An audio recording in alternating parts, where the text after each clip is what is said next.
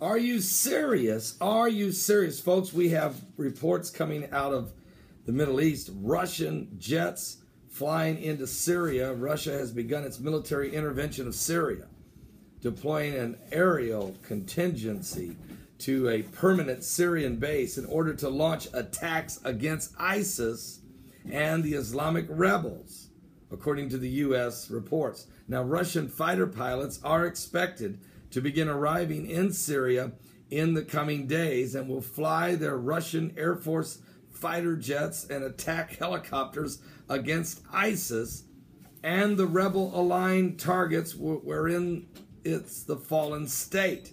Now, according to Western diplomats, a Russian force has already arrived in Syria and has set up a camp in an Assad-controlled air base. The base is said to be in an area surrounding Damascus and will serve for all intents and purposes as the Russian forward operating base. Now, in the coming weeks, thousands of Russian military personnel are set to touch down in Syria, including advisors and instructors and logistic personnel, technical personnel, members of the Aerial Protection Division, and the pilots who will operate the aircraft. Past reports have stated that the Russians were in talks to sell the Syrians a package of MiG-29 fighter jets and Yak-130 trainer jets, which can also serve as attack aircraft. The current makeup of the expedition force is still unknown, but there's no doubt that the Russian pilots flying combat missions in Syrian skies will definitely change the existing dynamics in the Middle East. This is huge news. This is huge news, folks. The Russians do not harbor offensive intentions toward Israel. That is the big question. Do they or not? Because they are aligned with Iran. So what are the Russians doing? Someone says, yay, they're going to take on ISIS. Do you know what they're really doing? They are going to bomb ISIS because they are there to prop up Iran. They're there to keep Assad in his little bunker there in Damascus, in that little spot he's got. That's all he controls.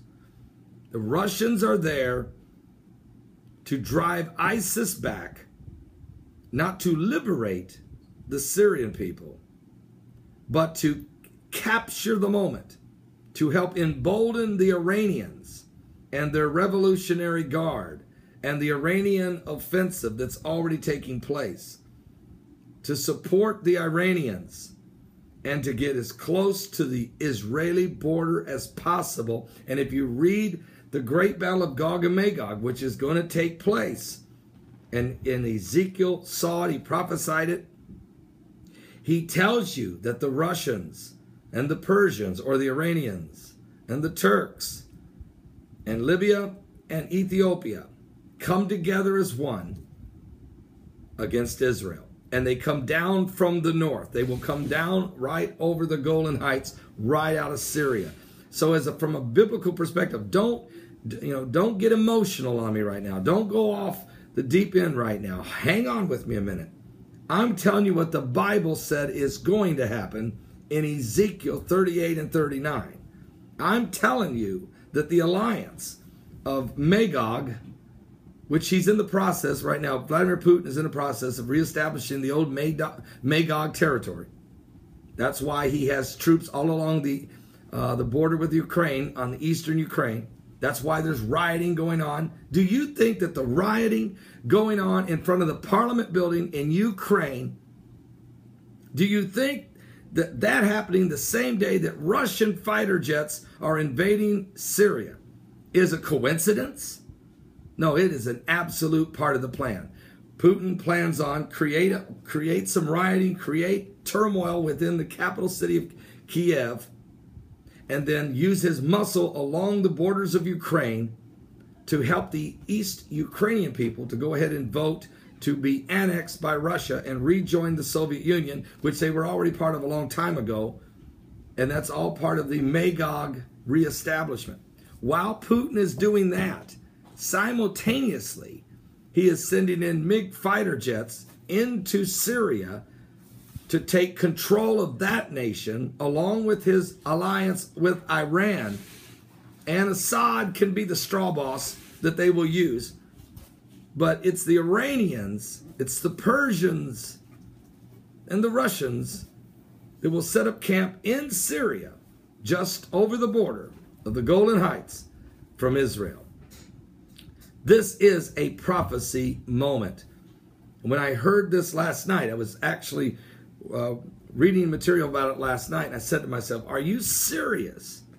Oh, and by the way, it's not a coincidence that there's a skirmish going on with Israel and the Palestinians also over by Gaza. And already rockets are flying out of Gaza again toward Israel. That's to keep Israel preoccupied.